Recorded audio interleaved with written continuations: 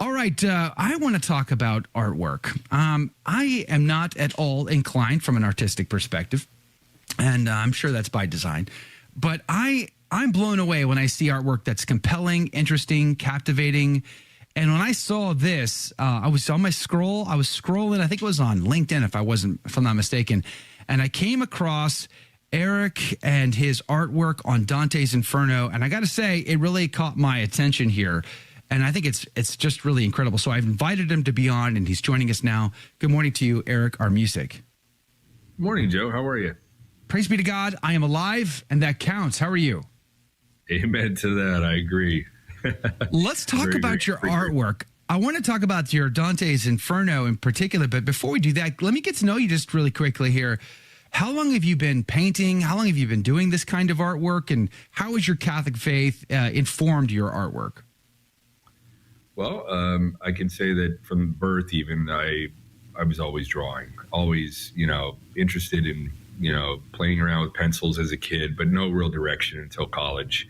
Never got the opportunity to study art history or painting or anything else like that until I was in college. So, and I think that's really where everything kind of clicked for me, because I remember my first art history class, looking at a Caravaggio. I believe it was the Inspiration of St. Matthew. And it really kind of clicked for me that, wow, I've been studying art history actually my whole life, because I'm a cradle Catholic. Grew up in these beautiful churches as a kid, looking at the ceilings, the walls, the stained glass work and everything that was around me while I was at Mass every weekend. And that whole thing kind of drew me into what I really wanted to do for a living. And eventually I ended up going to Italy. And I think it just absolutely clicked, seeing all the beautiful artwork in the churches and at the Vatican and Florence and Venice and Rome. And I came home and I told my professors, this is what I want to do for a living. And they all laughed at me. And they said, you'll never make a living. You'll never make a living doing this. It's antiquated and done and gone. And fortunately, I'm a very stubborn person. And I said, well, I'm going to show you guys. And it's kind of funny now, this year is 30 years I've been in business as a professional. And I will say it's absolutely not just informed my business, but it's absolutely been the foundation of my business. When you're embarking on something like this, which is a very entrepreneurial kind of job, most people will say, oh, you can't make a living as an artist. Well, I'm here 30 years later. I'm here right now. I have a family of 5. I've supported all of us. But it really did come down to resting on my faith all the time, really having no plan most of the time, like where was the business going to come from? What was going to be the next thing that came through. And when you kind of rest your life on that and you have faith and pray as a family, and even through the hardest of storms that we went through, there's always something there. Like it's always that next thing leading you to that next part of business. And I've had the pleasure of doing some incredible commissions for churches, some enormous sales of my art, the value I built into my own brand, because I kind of had to walk my own path in the art business. This type of art really wasn't accepted, especially 30 years ago. No one was doing even much faith-based artwork. And getting involved in starting to decide you're going to do that kind of work in the very beginning was, that was, you're blazing your own path. And so there was nothing to rely on, no galleries, no, your typical things that artists do. So I really had to, kind of blaze that. And it's really interesting now, after all these years. I've been teaching 20 years of my business, and now I teach a lot of other younger students how to do religious artwork. And it's so beautiful to see the scene really starting to open up, really grow. A lot of Catholics, beginning to believe that they can do this for a living and building their own businesses. And I'm even though I went through a lot of ups and downs on my own, I can use my experiences to kind of wield them into a position and say, do this, don't do this, focus on this now. Come and study with me for a week here and there. I've had people from all around the world actually come and study with me, where that's almost the greatest thing, is now I can give back. All the experiences that I had, good or bad, they made me where I am today, and the success I have is because of that. And so now I've been kind of take that successful end and pass it on and grow it even larger, become much bigger than me. And so I have that side of my business, and I have also the opportunity to create art for churches and put my artwork out there, and it'll be here hundreds of years, hopefully after I'm gone, and it's inspiring people to deep need. Let's talk about Dante's Inferno. We're going to be up against a radio break here in just a few minutes, but I want to get into Dante's Inferno. Obviously an epic, right? Dante going in, Virgil taking him on the journey of the nine circles of hell.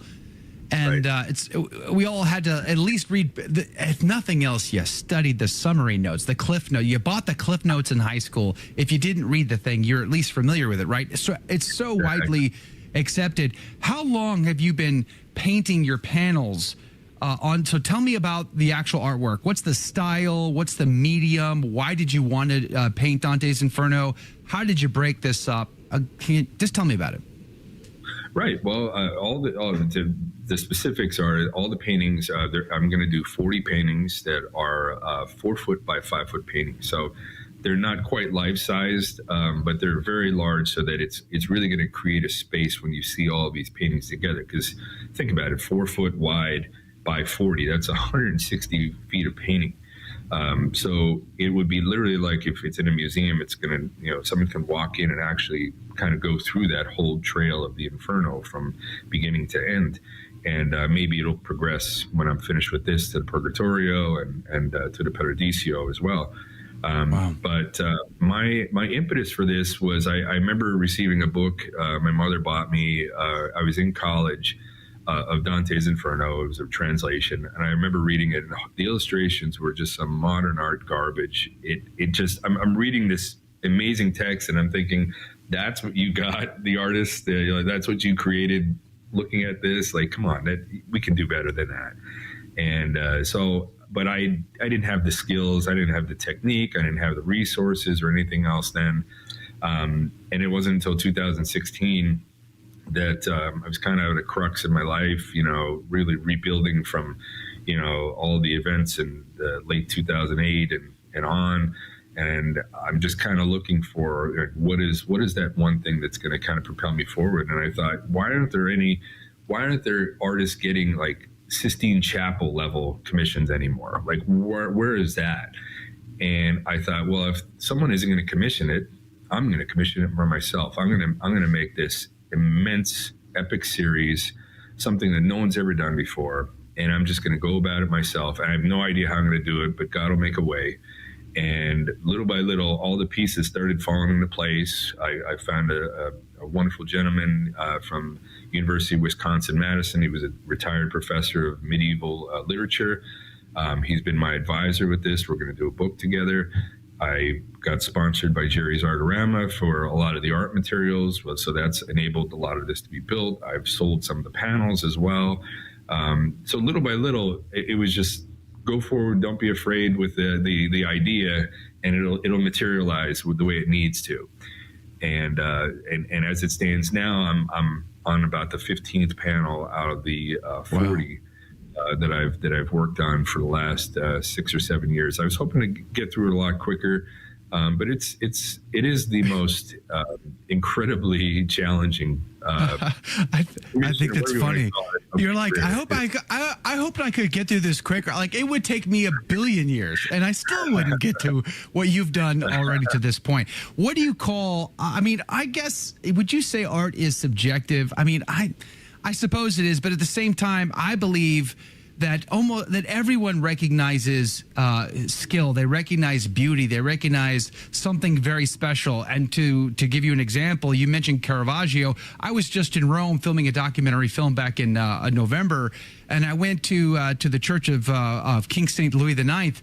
And everybody rushed in, not to go to the altar. They rushed in to go see the Caravaggios in the back left corner. So, like, they didn't stop to genuflect at the tabernacle. They were just so. My point being, like, people all over the world recognize something that stands out to them, and I felt like your art did that for me when I was scrolling. I stopped scrolling. It caught my attention. I was like, wow. What do you call? Is this like photorealistic style? What's the style of artwork that you are employing here? Yeah, I would definitely say everything I've ever been inspired by is probably 400 years old. I really, some stuff I pay attention to in our modern world, and obviously the models that I use to pose these characters and everything are from our modern world. It's my interpretation, but everything tends to be very old Baroque looking. There's maybe some influence from maybe like 19th century French Academy artists as well, that classical, neoclassical look to certain things. I enjoy that as well. But I would definitely say, I agree with you to that point that, art being subjective. I mean, do we have to tell somebody that a sunset is beautiful or not? There's certain things that we're innately drawn to when we see it. And I wanted to create a series that was unlike what I had seen in that book that I mentioned earlier. I didn't want to be told it was art. I didn't want to be told that it was this or that part of whatever canto in the Inferno. Like, I really wanted people to experience it, to almost see the real characters in real life playing these scenes out around them. So then they walked in this exhibit space. They literally felt like they're entering into the Inferno, and they couldn't help but be a part of it and experience it. Hold that thought. Eric Armusik is our guest. We're talking about his work, Dante's Inferno series. We're going to be linking to it in the show notes for you over at thestationofthecross.com/ACT, but it's ericarmusik.com. That's ARMUSIK, ericarmusik.com. Check that website out. But on the other side of the break, I want to get to know a little bit more about the process. My daughter, she's an artist. She likes to paint. I don't relate. I don't speak the language. I can't understand the skill level. So it amazes me to see sort of behind the scenes of it. So where does he get his models? How does he choose faces to put in the artwork? Kind of reminds me of Michelangelo and many others. We'll be right back. More is coming up next. Don't go anywhere. Praise be to Jesus Christ. Welcome back to A Catholic Take, a bold synthesis of information and inspiration. I'm your host, Joe McClane. It is so good to be on with you. We're talking to Eric Armusik about his artwork. And again, you can find his website linked up in the show notes today at thestationofthecross.com/ACT. We want to encourage you to join the email list, by the way, while you're there. Get access to the back end, to the Insider Telegram group, to a bunch of other goodies as well at thestationofthecross.com/ACT. But Eric's website is ericarmusik.com. That's ARMUSIK. And you can see his artwork there. Plus, he teaches. So this is another opportunity. If you know an artist in your life, maybe Eric's the right resource to help that person grow as an artist, maybe learn how to make a living. Wouldn't that be amazing? Because I am of the opinion that if I had George Soros kind of cash, if I was Elon Musk, I wouldn't be building space rockets as much as I'd be promoting Catholic art, Catholic filmmaking, Catholic artistry, and a proper, I would argue, era of Renaissance. And Eric, welcome back to the show. Let's talk about that a little bit, behind the scenes. I was just thinking about the film, The Agony and the Ecstasy, Charlton Heston. It's a classic, boy. It's such a good film. And it's about the painting of the Sistine Chapel. And many of those artists would paint figures into these epic pieces that millions of people travel around the world to go see every year. And hidden inside these images are like the faces of actual people, the faces of prelates or their enemies are painted in hell or whatever. So I wanted to ask you, did you put any enemies in hell? I'm just curious. How did you decide on the actual faces and the images? Where did you get the inspiration for the people that you painted? Well, to answer your question, I haven't put any enemies yet, but there's certainly some people on this earth today that will definitely be inspiring some of the characters for sure. But I use a combination of some models that are professional that do this. I've used them in other works all throughout my career. But some of them just happen to be people that live even in my immediate area here. There could be somebody I just met at the supermarket, could be a friend of, the family or something like that. I think even my wife's cousin is actually my model for Dante. A neighbor down the other end of town is a model for Virgil and a few others. So I basically try to resource when I see somebody in public, kind of go to them and introduce myself and give them a card. And sometimes they'll be a model. Sometimes they'll look at you like you've got three heads and that's right. Yeah. And I will say no, but it's always a great experience like that. I've throughout the years, and in fact, I found my the big joke in my house is I found my model for Jesus at a pizza shop, back in 2010. With my children in tow. I had no idea if he'd be spooked off or not, but he ended up being a model for me for a number of years, and it was a great relationship. I can imagine. So is it something nice. Is it something about the look in their eyes? Is it the shape of their face? I mean, what is it as an artist that when you see someone's face, you're like, I need that. I need to put that in my work. Right. I think the deepest part is the face. I think there's so much modern art today that doesn't focus on the human emotion, the innocence, the emotions of a human being. Everybody's painting humans and very not celebrating life and things like that. When I see a person in public, it could be just the emotions they're giving when they're talking to their family or to their children. I'll see an expression on their face. It'll be a sympathetic person or something like that. That really makes me right away be kind of struck with, wow, they would make a great blank, whatever the person that I'm looking for would be. And then other times it might be just looking at some of my model resources where, I found a great model for my Mary from one of my sites that I work with. And it just so happened she's from Israel and she's married to a man named Joseph with a beard. So wow. I mean, talk about what an interesting thing. So it's sometimes you get even more than you thought, just kind of being curious and asking. But I never do any work without having real people. And I think that's why I loved Caravaggio, because he employed real people in his work. You saw saints with dirty feet. You saw, real people with real emotions, not these idealized people that might be bigger than us and separated from us. But he really grounded it. And I thought, again, from the very first time I saw his work, wow, like we can all be saints. We can all find that calling. We all have that choice if we're given. And I think that kind of found its way through all the subjects I deal with, whether it's religious art, Dante's Inferno here, historical pieces I've painted over the years, and other subjects you would have seen 500 years ago. I'm always trying to use that kind of, reality of a human being really acting these scenes out, not just inventing them so it wouldn't make that connection, with people. I really want people to feel like a real connection with the characters that are in my artwork. Where do the panels live right now? And do you have a plan for when you complete the entire project? Is there a plan and a vision for how they will be used, where they'll be displayed, who gets to see them? They will initially, I actually have sold a few of them. In the beginning, I started putting this out there. I did find a couple buyers for some of the pieces, which has enabled me to, paint for a few years and actually dedicate some time to it until the pandemic. And then, since then I've taken on a lot more commission work. So now it's, this might seem like a really big series, Dante's Inferno in my life, but I probably do about 4 or 5 times as much church commissions and other commission work, where I'm putting out a lot of artwork to keep things going. But to answer your question, most of the panels are here now, except for the ones that have sold. I actually have one of them. I don't know if I could to the side of me here. Go for it. Kind of see. So for our radio audience, he's panning the camera over right now so we can see. Yeah. We can see an example of one of the panels. The panels are huge, by the way. Yeah, so they're about 5 feet tall. Which one is the one you're showing us right now? Can you explain the one? Can you describe that for us?